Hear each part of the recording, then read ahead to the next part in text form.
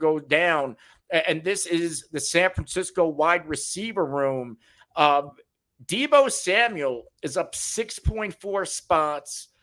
Brandon Aiyuk down 6.2 spots. So Deebo's new ADP 31.6, Aiyuk's down to 31 or 36.3. Yeah, I mean, I think it's pretty obvious, right? Like people aren't sure what's going to happen with the situation with Aiyuk and his contract, and will he be moved? Will he stay? Right. And there's uncertainty. I know today he was holding in, right, where he's at practice in street clothes, but he's not practicing. And so I think he's going to play. I don't think he's going to hold out. And yeah, I think that's scaring people away to Aiyuk's price. But honestly, I think this is a good thing for his market. I like Brandon Aiyuk, but he was a heavily efficient player last year. And it does worry me. This team threw the ball the least amount of any team in the NFL last year. Like, it's great when you have a receiver on a team like that's, one of the best offenses in the league, but there's just not a lot of opportunity. And there's a lot of playmakers around him. CMC, like George Kittle, Deebo Samuel's there. And so I'm kind of happy that this is moving because I happen to like Aiyuk, but there are times at his ADP where I'm taking Jalen Waddle, right? Like I'm taking guys like him in that range because I don't know. Can Aiyuk sustain, efficiency drops off at some point, and then you need volume, right? That's my worry about A-Chain. That was Waddle last year. Waddle's efficiency dropped off. Yeah. But he was banged up all year, and he didn't fall into the end zone enough, which we talked about last week. So, yeah, I'm happy to see that the market's adjusting to this, though. I hope it stays this way, and I hope he drops even more because if Brandon Aiyuk somehow falls into the third round in fantasy football drafts, that's an automatic draft for me.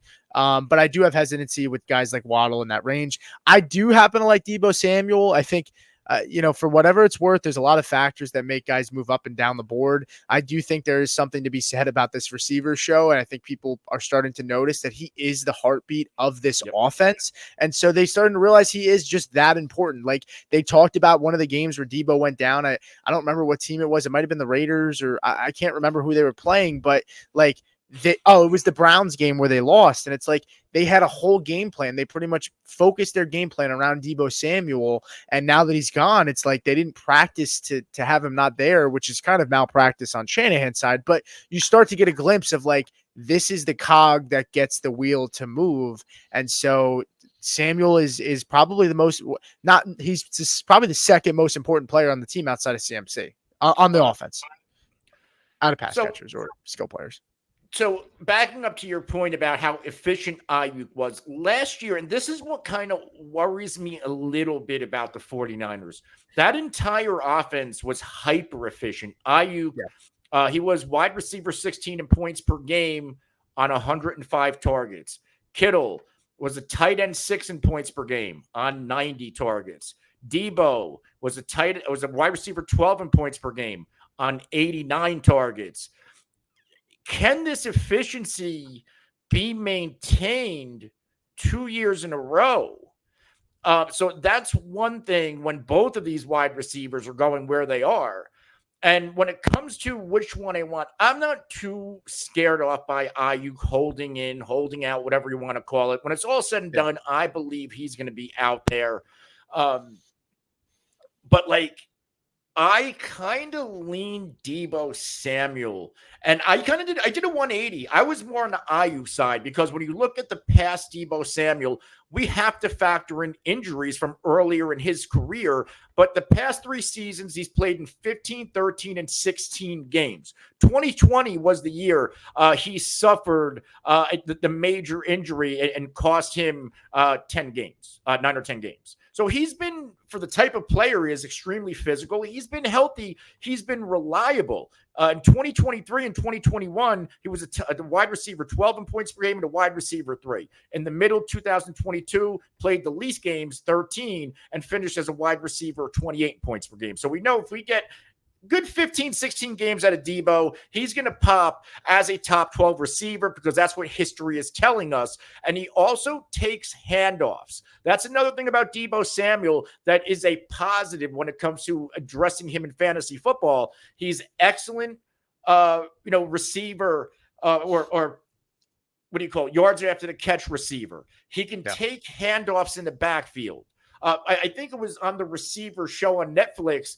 They one of the coaches on the 49ers, or it might have been even Purdy, somebody said they almost called him just as versatile as CMC because he's built like a running back or a linebacker on the, like from his waist down, but he has the moves of a wide receiver. He's extremely hard to stop. The only thing that stops Deebo Samuel is injuries. So and again, you bring up something I say all the time. He's the heartbeat of this offense. He's the heartbeat of this football team, almost like how I feel about Zeke. What was Dallas missing last year? I know Zeke's declining, but when Zeke's out there, the offense hums a little bit different. The stadium cheers a little bit louder. And that's what Deebo Samuel brings to the 49ers.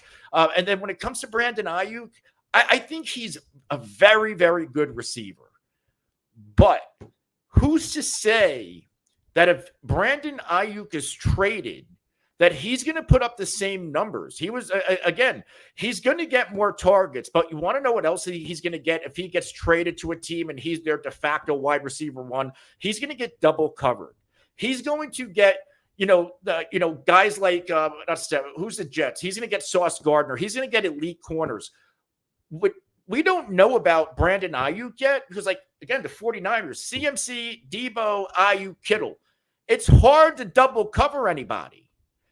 Who knows who Brandon Aiyuk is if he gets traded? So I'm going to bet on Deebo Samuel, who I believe is the more complete football player. And I think he's a little bit better for fantasy than Brandon Aiyuk because Deebo gets those valuable carries, especially in the red zone. Yeah. So one more comment to close it out, and then we'll get to these couple comments and questions here. The only thing I would say is Aiyuk has been healthy, and every single guy around him has had issues staying healthy. So it's only a matter of time sometimes. That's why, you can't predict injuries, but CMC plays so hard. He's been healthy. Kittle, always good to miss a couple of games. And same with Deebo Samuel. They play so hard that they miss games. And, in that respect, like when one of those guys goes down, the rest of those guys explode, right? Yeah. It only takes one guy on this offense to go down, and the whole offense are wide receiver ones, tight end ones, running back. CMC is a running back one no matter what, but you get the point.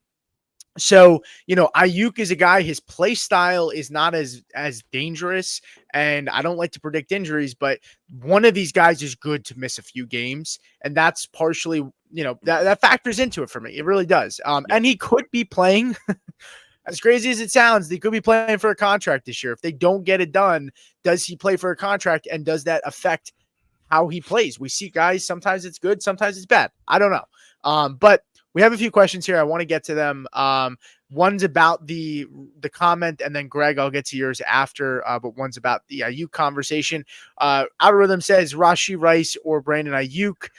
It's not as crazy as a question as it sounds because, again, like Rashee Rice before the suspension talk was a 2-3 turn wide receiver in best ball drafts. So it's not a crazy question to ask. I do think I'd prefer Rashee Rice at his cost because you're getting a guy like him. He was like in the wide receiver 80s. Now he's jumped up to wide receiver. Not wide receiver, ADP in the 80s. Now he jumped up to the 70s, and now he's all the way up in the 60s. It's almost like he's jumping up 10 spots every single week. He didn't jump up a ton this week, but so at his cost, Rashee Rice is probably the guy I prefer here. He's also playing with a much better quarterback. So I don't know what your thoughts are on that, Anthony. But I'm a Rashee Rice guy. And more times than not, like I love the value. We talked about Rice the last show. You can go back in the archives and pull these clips. I think he's too valuable to the Chiefs to where when he's on the field, he's going to be the wide receiver one. He's earned the trust of Mahomes and Rice going into this offseason before Worthy, before Hollywood, and before the off the field stuff. Rice was a late second, early third round pick. His ADP fell all the way into the 90s. It's creeping back up by the week, but he's still a value. So I'm in on Rice, especially, as I keep saying, and Pete keeps saying, as we get closer to the season and there's no off the field resolution, it's hard to imagine the NFL is going to come to a resolution and suspend him this year. So we could potentially be looking at a suspension in 2025. Yeah, I agree. So we had one thing here. Greg said, he said he just sent over A-Chain for Jaden Reed and A-Chain for CMC in Dynasty. What are your thoughts?